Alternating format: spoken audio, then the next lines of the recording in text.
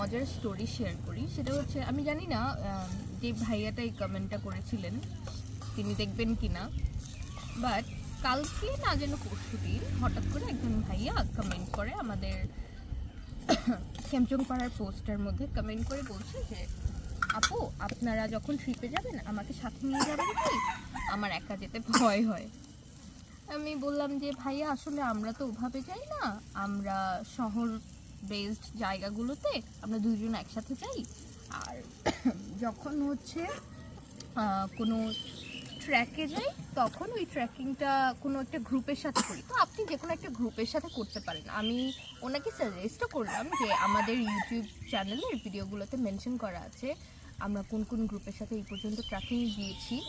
উনি আমাকে বলছে যে আপু সবাইকে বিশ্বাস করতে পারি না, অনেক ভয় হয়। এখন আমার কোয়েশ্চেন হচ্ছে, একটা ছেলে একটা মেয়ের কাছে এসে বলতেছে আপু আমার ভয় হয় অন্য কারোর সাথে ট্রিপে যেতে, যেটা আমি যাচ্ছি।